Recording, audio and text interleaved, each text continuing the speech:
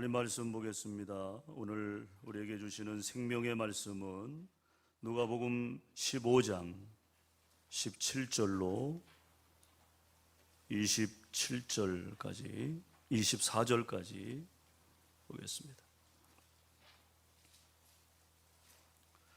신약성경 121쪽입니다. 누가복음 15장 17절로 24절입니다. 우리 다 같이 읽겠습니다.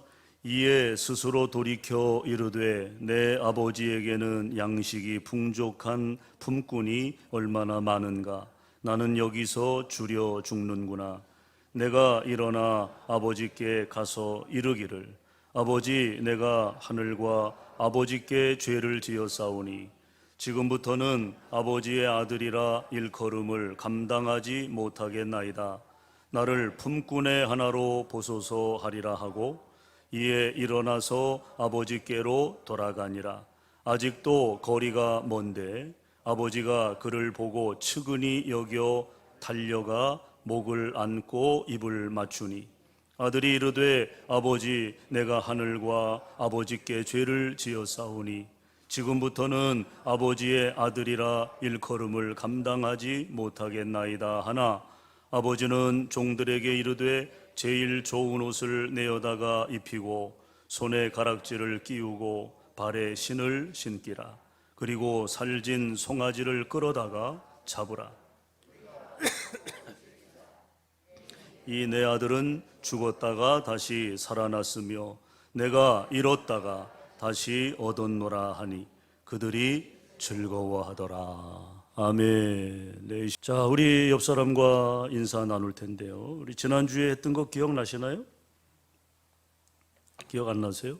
은혜입니다. 눈으로 하시고 또 감사합니다. 예수님 한 분으로 충분합니다. 다 같이 하겠습니다. 시작.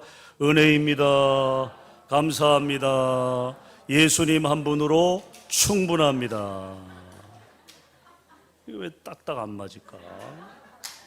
예수님 한 분으로 충해서 딱 치시면 되는데. 자, 다시 한번 하겠습니다. 다 같이 은혜입니다. 감사합니다. 예수님 한 분으로 충분합니다. 조금 맞았네. 조금 맞았네. 보람이가 오랜만에 왔습니다. 취직해서 저 수원에서 생활하는데 명절을 맞이해서 이렇게 온 것 같아요. 직장 생활 할 만해요? 쉽지 않을 거예요. 어쨌든 또 사회 초년생으로 고군분투하고 있는데 우리 격려의 박수 하겠습니다. 네. 또 우리 진아도 취직을 했습니다. 그래서 오늘 부득불 참석을 못했는데 요즘 뭐 직장 구하기가 쉽지 않은데 아무튼 또 직장에 그렇게 들어가게 돼서 감사하고 어디에 있든지 하나님을 향할 수 있도록 그렇게 여러분 기도해 주시면 감사하겠습니다. 오늘 말씀 제목이 고향에 가는 길입니다. 여러분도 잘 아시는 대로 연어가 있죠. 연어. 이 연어는 모천 회기성 어류입니다. 아주 독특한 그 습성을 가진 그런 물고기죠. 이 연어는 귀소 본능과 모험의 숙명을 안고 살아가는 물고기입니다. 자신이 태어난 좁은 모천, 그 고향을 떠나 수천, 수만리 넓은 바다로 여행을 떠나요. 그 과정에서 물새라든지 또 여러 천적들의 공격을 받게 됩니다. 그리고 마침내 살아남은 연어가 이제 산란할 때가 되면 어디로 돌아와요?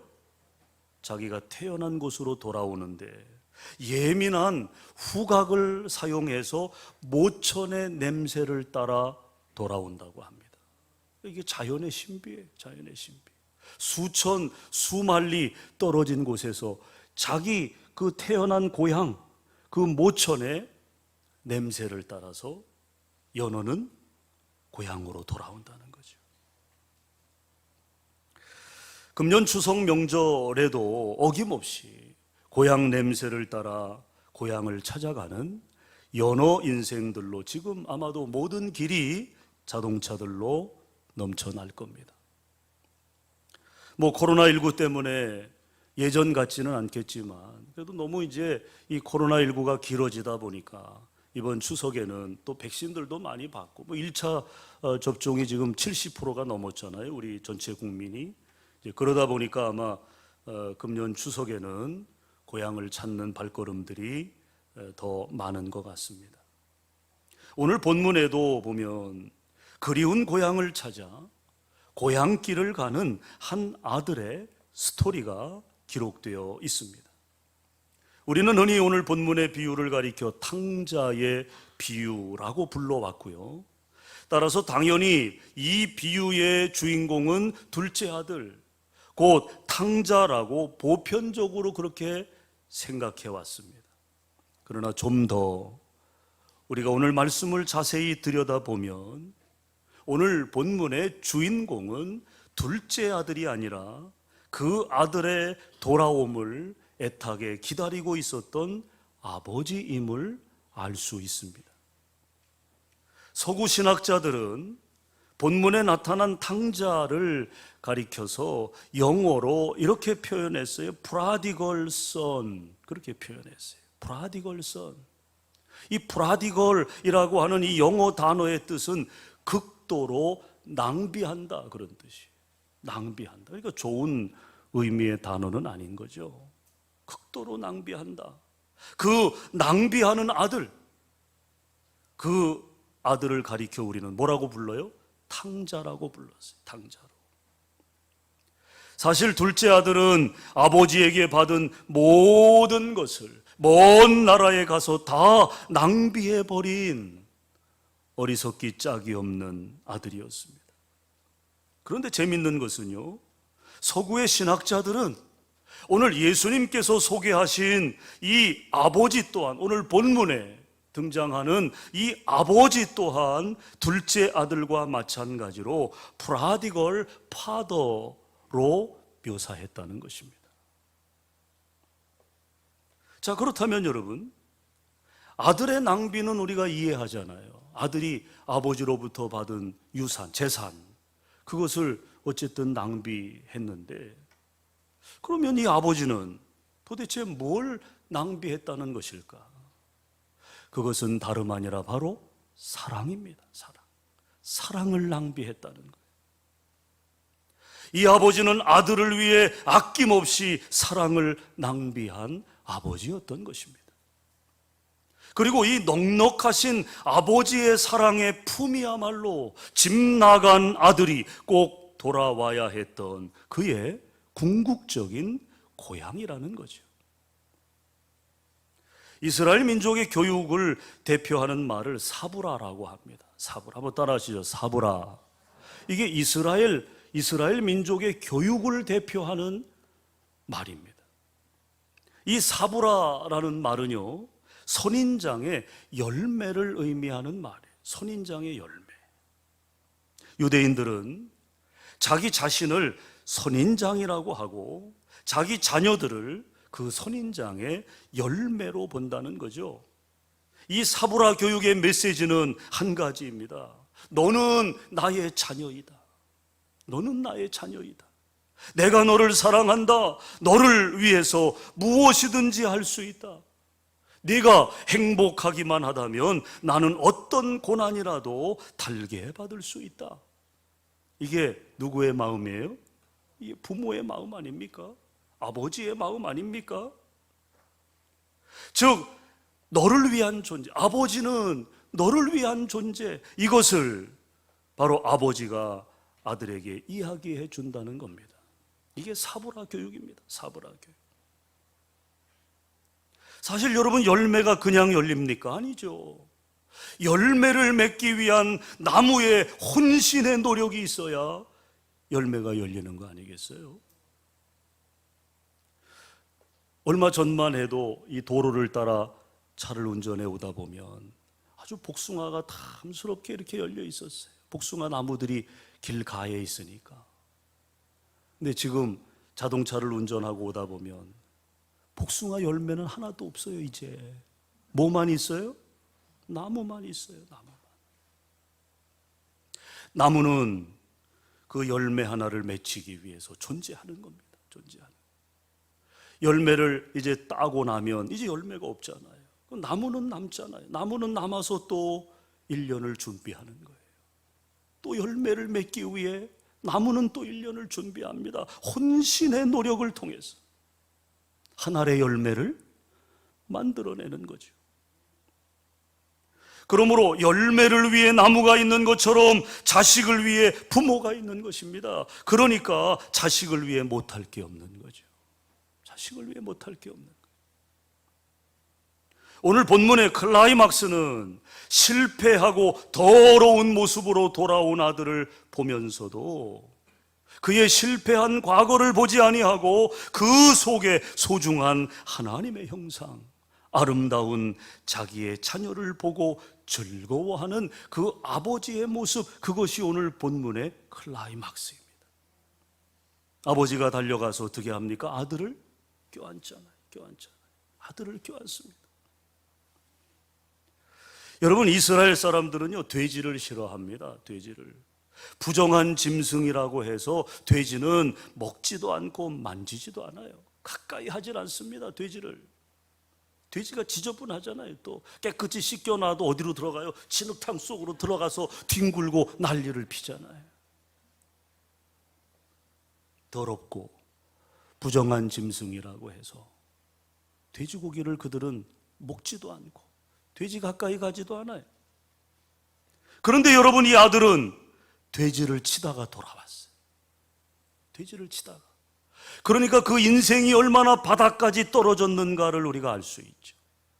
싫어하고 만지기도 싫어하고 먹지도 않고 가까이 가지도 않는 그 돼지를 치다가 왔다는 거죠. 돼지를 치다가 돌아온 아들, 여러분, 제대로 씻고나 왔겠습니까? 아마도 그 아들의 몸에서는 고약한 돼지 냄새가 깊이 배어 진동을 했을 텐데 아버지는 그 아들을 껴안고 입을 맞춘다는 거죠. 이 돼지 냄새가 너무너무 독해요. 고약해요. 제가 저 이천에서 목회할 때 거기 권사님이 돼지 농장을 크게 했어요. 돼지 농장.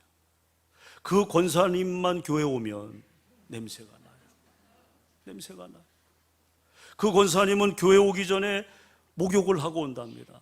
목욕 타올로 몸을 다 비누로 닦고 그러고 오는데도 그 냄새가 진동을 해요. 냄새가 그렇게 독한 거죠. 그러니까 피부 속으로 다 그 냄새가 배가지고 본인은 씻고 오지만 그러나 냄새가 나는 거죠.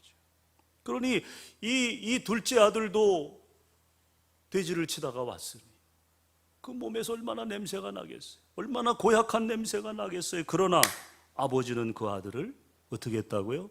껴안고 입을 맞췄다는 거죠. 여러분, 어떻게 그렇게 할 수 있었을까요? 그 이유는 아버지는 아들에게서 나는 표면적인 돼지 냄새를 맡은 것이 아닙니다. 아버지의 코에는 돼지 냄새가 나지 않았다라고 하는 거죠. 돼지 냄새가 나는 게 아니라 그 아들의 냄새, 그 내면에서 풍겨 나오는 그 아들의 냄새를 맡았기 때문인 줄로 믿으시기 바랍니다. 그래서 끌어안은 거죠. 그래서 끌어안은 거예요. 이것이 바로 사랑의 힘인 것입니다. 그렇습니다. 우리 안에 깊은 사랑이 있으면요, 사랑하는 사람에게서 나는 나쁜 냄새도 향기로워요. 향기로워요. 아침에 아이들 잠을 깨우다 보면 입을 맞추고 하죠. 그러면 아이 뭐 싫다고 어쩌고 저쩌고 막 반항을 할 때 그 입에서 무슨 냄새가 나요? 똥꾸린 내가 나잖아요. 똥꾸린 내가. 예? 그래도 그 냄새가 향기롭게 느껴지잖아요. 향기롭게. 사랑하면요, 그 사랑하는 사람에게서 나는 나쁜 냄새도 다 향기로운 거예요. 다. 그뿐입니까? 정말 사랑하면 사랑하는 사람의 실수도 잘못한 것도 보이지 않는, 더러운 것도 보이지 아니하고 오직 그 속에 있는 소중한 것, 아름다운 것, 하나님의 형상을 보고 껴안고 입을 맞출 수 있는 것입니다. 그것이 오늘 본문에서 드러나는 아버지의 사랑입니다. 그리고 예수님은 바로 그 사랑이 하늘에 계신 하나님 아버지의 우리를 향한 사랑임을 암시해 주고 계신 거죠. 그리고 그 사랑과 우리를 연결시켜 주고 계신 것입니다. 21절입니다. 21절 한번 보세요. 아들이 이르되 아버지 내가 하늘과 아버지께 뭘 지었다고요? 죄를 지었다고요. 죄를. 여기 그의 참회의 대상으로 하늘을 언급하고 있는 것을 우리는 주목해야 합니다. 아들이 이르되 아버지 내가 하늘과 아버지께 죄를 지었사오니. 여러분, 이 하늘이 누구를 가리키는 걸까요? 유대인들은요, 하나님의 이름이 너무 거룩하기 때문에 부르지 못했어요. 하나님의 이름을 부르지 못했어요.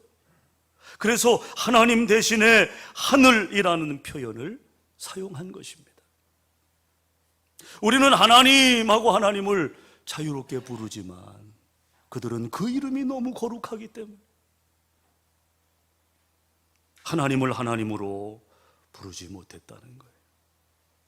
아울러 그들의 의식 속에는 하늘에 계신 하나님이야말로 집을 떠난 인간이 돌아와야 할 영혼의 본향이라는 아주 두터운 의식이 자리 잡고 있는 것입니다. 신학자 중에 폴 틸리가 이렇게 말을 했습니다. 하나님은 우리 존재의 근거가 되신다.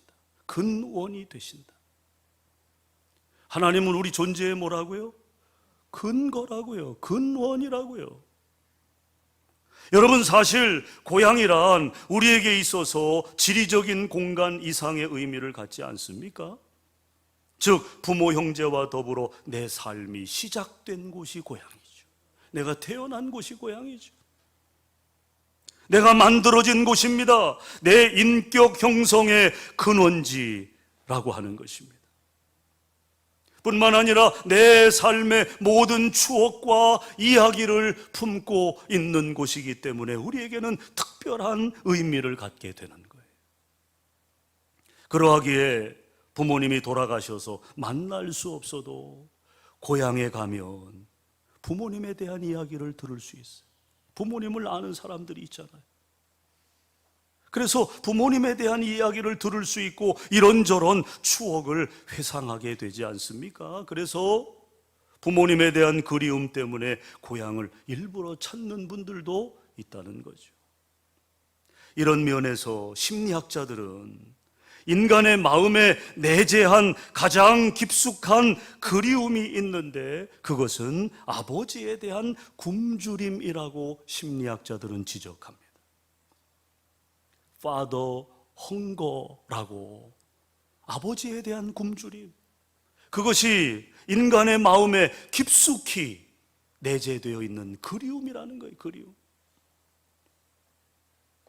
아울러 진정으로 믿고 신뢰할 수 있는 아버지의 부재 현상이야말로 현대인들의 정신적 방황의 근본적인 원인이라고 진단하기도 합니다. 그러므로 오늘날 현대가정의 위기를 우리가 이야기하잖아요. 현대가정의 위기, 그 원인에 있어서 가정 안에서의 아버지의 권위, 그 역할의 실종 때문에 현대가정의 위기가 찾아왔다고 또 일각에서 지적을 하기도 합니다. 그래서 한때 여러분 우리 사회 안에서 고개 숙인 아버지, 이것이 화두가 되기도 했잖아요. 고개 숙인 아버지, 아버지의 역할이 실종된 거죠. 아버지가 설 자리가 없어진 거죠, 가정 안에서. 그래서 순위를 매기다 보면 뭐가 1번이에요? 아들, 딸이 1번이고 2번은 뭐예요? 멍멍이, 반려묘나 반려견이나, 그 다음에 꼬레비가 아버지라는 거죠. 꼬레비가 고개 숙인 아버지. 물론 그것이 다는 아니겠지만 그러나 중요한 요인임에는 틀림이 없어요. 가정의 위기에 그것도 한몫하고 있는 것입니다. 그러므로 아버지의 존재적 역할이 실종된 가정은 불행합니다. 사랑하는 여러분, 여러분 가정 안에서 아버지의 권위를 세워주시기 바랍니다.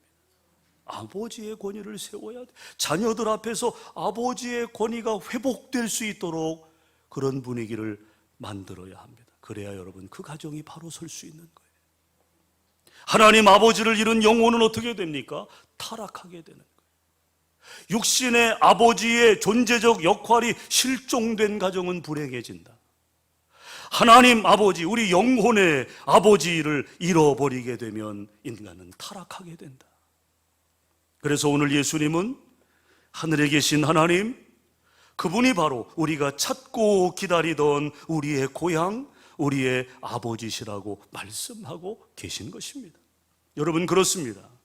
우리를 지으시고 섭리하시는 하나님 아버지의 품, 바로 그곳이 우리 영혼의 안식처요, 우리의 고향인 것입니다. 오늘을 사는 현대인들이 실향민처럼 방황하는 이유는 바로 고향이신 하나님을 떠났기 때문이죠. 그들이 하나님을 만날 수 있도록 저와 여러분이 매개체가 연결고리가 되어야 될 줄로 믿습니다. 자, 본문의 둘째 아들이 고향으로 집으로 돌아오기 전 그가 경험하고 있었던 것이 뭡니까? 바로 굶주림입니다. 오늘 15절, 16절에 보면 먼저 그는 육체적으로 굶주렸다는 거예요.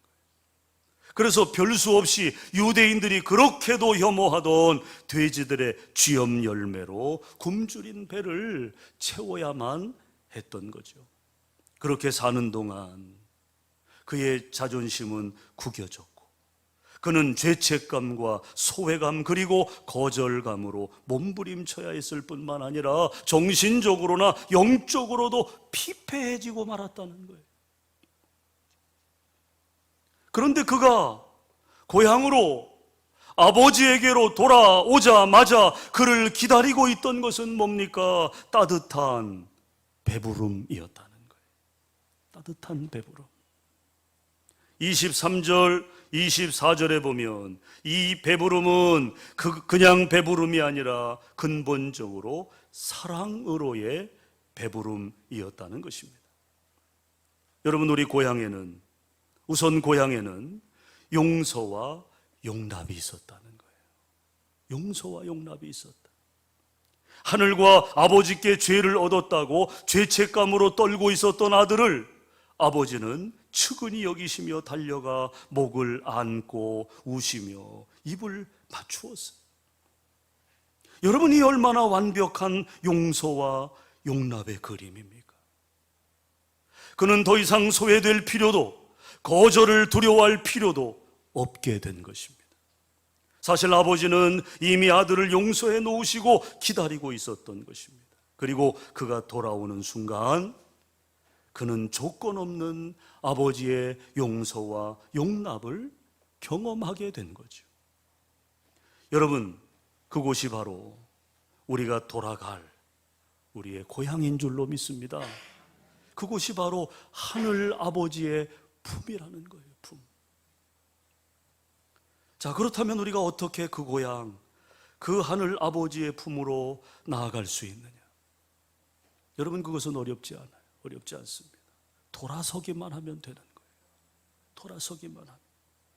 바로 그 돌이킴이 고향으로 가는 길의 시작인 것입니다. 오늘 17절이 바로 그 고향으로 가는 인생의 전환점을 보여주고 있는 대목이죠. 17절 우리 다 같이 한번 읽어볼까요? 17절 시작.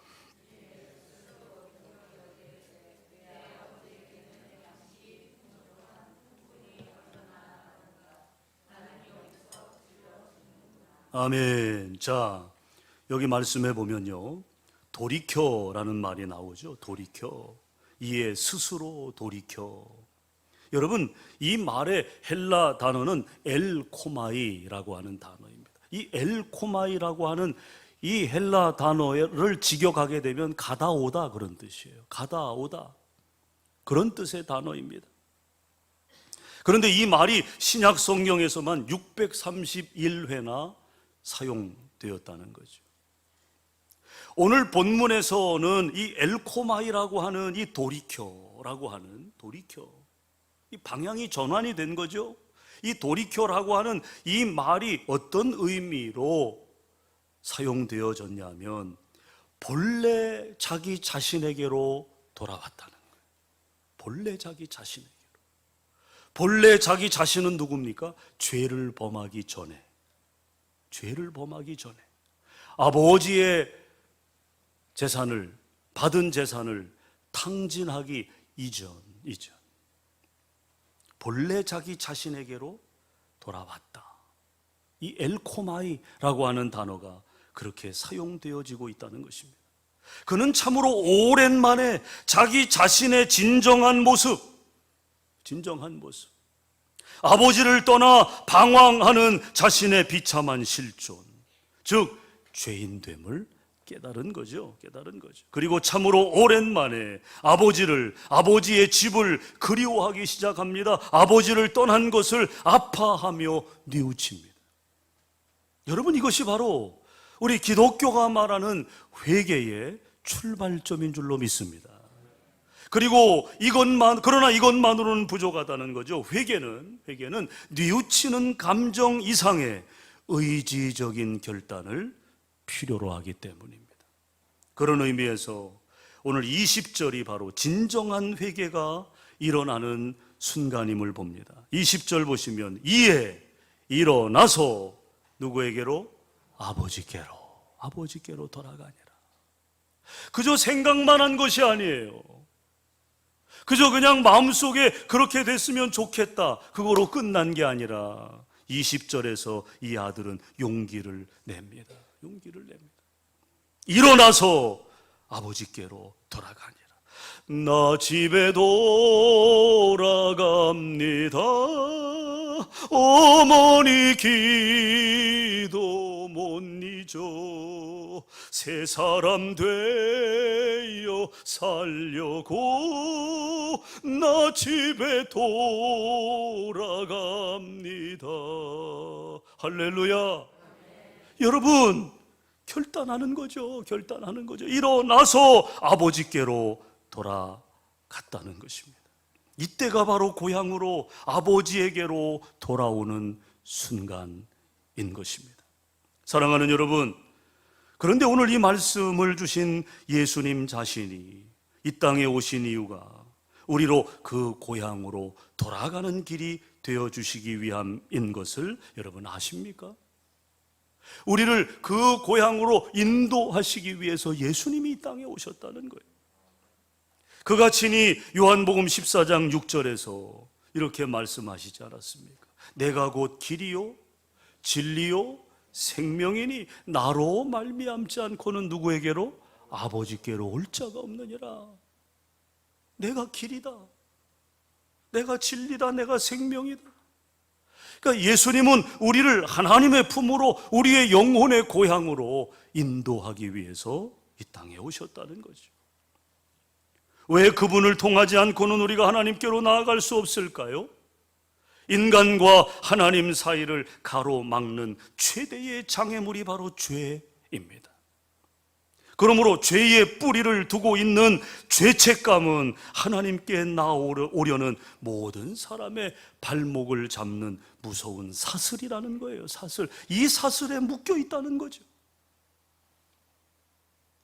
여러분, 이 탕자도 얼마나 주저했을까? 과연 아버지가 날 용서하시고 나를 받아주실까? 아버지가 혹 내게 소리치며 내 집 근처에도 얼씬거리지 말라고 하지 않으실까? 얼마나 여러분 주저함이 있었을까요? 실제로 예수님 당시에 대표적인 바리새 종교인들은 그런 무서운 경찰관 같은 하나님을 그들은 믿었다는 거예요. 경찰관 같은 하나님을 바리새인들은 믿었어요. 다시 말해서 자기의 삶을 스스로 완벽하게 회복하지 않는 한 결코 가까이 하지 않으실 뿐더러 심판하고 저주하실 하나님이 바로 바리새인들이 믿었던 하나님이었습니다. 그래서 바리새인들은 이런 하나님께 자신을 보여주기 위해서 그들 스스로 일체의 부도덕한 사람들, 부정한 사람들과는 상종도 하지 않는 행보를 보여준 것입니다. 그래서 사마리아에 들어가지도 않고 사마리아 사람과 상종도 하지 않은 이유가 그들이 부정하기 때문에 그렇다는 거죠. 강도 만나 쓰러져 있는 사람을 왜 돕지 않았을까요? 강도 만나 피 흘리고 있는 그를 부정하다 여겼기 때문에 가까이 가지 않은 거죠. 그들의 의식 속에는 그런 의식이 있는 거예요. 경찰관 같은 하나님. 그래서 내가 철저하게 나 스스로 일체의 부도덕한 것과 접촉해서는 안 된다. 그들과 상종해서는 안 된다. 그런 의식이 그들 안에 있었기 때문입니다. 그렇다 보니까 그런 관점을 가지고 그런 의식을 가지고 살다가 예수님의 삶을 보니까 이게 얼마나 쇼킹한 삶입니까?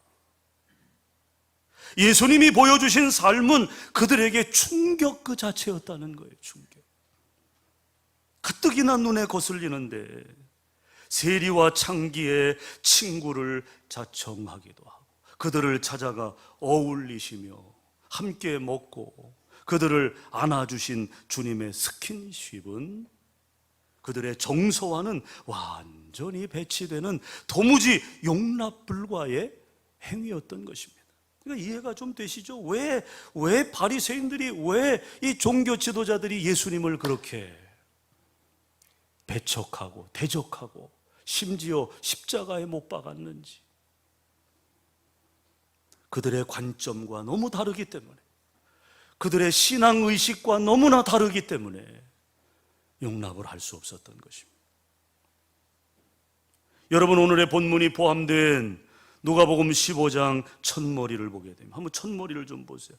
누가복음 15장 1절 2절 어떻게 시작되고 있습니까? 한번 다 같이 읽겠습니다. 시작. 모든 세리와 죄인들이 말씀을 들으러 가까이 나오니 바리새인과 서기관들이 수군거려 이르되 이 사람이 죄인을 영접하고 음식을 같이 먹는다? 사실 본문의 이야기 속에 나오는 아버지는요, 바리새인들이 상상한 하나님과는 너무나 다른 모습이라는 거죠. 즉 돌아오는 아들을 이미 용서해 놓고 기다리시던 아버지처럼 당신의 독생자 외아들을 우리를 위해 내어주시고 십자가의 제물 되게 하심으로 우리의 모든 죄를 용서하신 아버지, 축복된 미래를 열어주시고 영원한 생명의 나라를 유업으로 허락하신 아버지. 여러분, 그 아버지가 지금 여러분과 함께 하심을 믿습니까? 여러분을 그 누구보다도 더 사랑하고 계심을 믿으시나요? 오늘 예수님은 본문의 비유를 통해서 그 아버지의 품을 떠나지 말 것을 말씀하시는 거예요. 그 아버지의 품을 떠나지 말아라. 세상 놀이에 빠져 세상적 욕심에 포로되어 아버지의 품을 떠난 자의 결국이 얼마나 비참한가. 오늘 본문에서 우리가 그 비참함을 보잖아요. 비참함을. 하나님의 형상으로 창조된 인간의 존엄성이 추락된 끝단을 오늘 말씀은 우리에게 리얼하게 생생하게 보여주고 있는 것입니다. 그러므로 이제 우리는 용서받은 자, 사랑받은 자, 구원받은 자로 우리를 이끄시는 선한 목자 되신 그분의 인도를 따라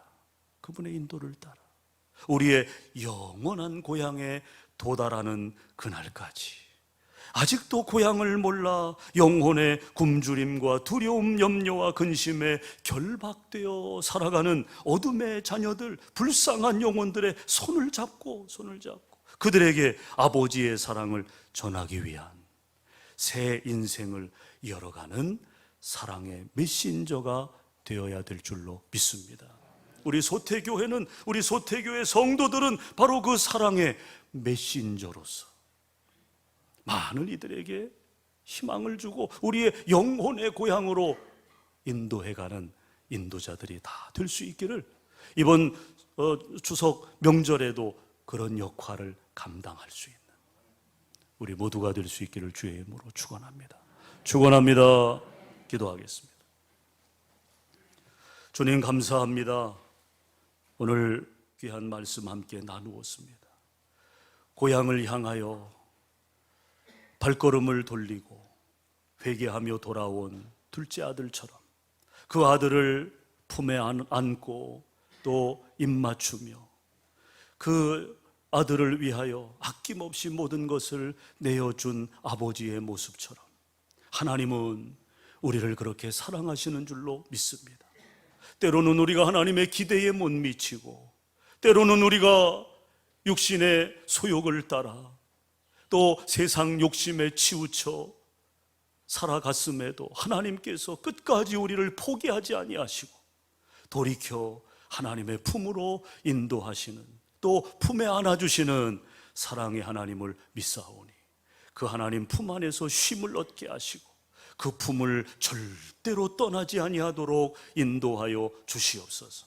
아직도 그 고향을 알지 못하고 영혼의 고향을 찾지 못하고 유리 방황하는 인생들에게 우리가 손을 내밀고 그들이 살아계신 하나님을 만날 수 있도록 본향으로 향하여 함께 발맞추어 나아갈 수 있도록 사명을 감당하는 사랑의 메신저들이 다 될 수 있도록 성령께서 역사해 주시옵소서.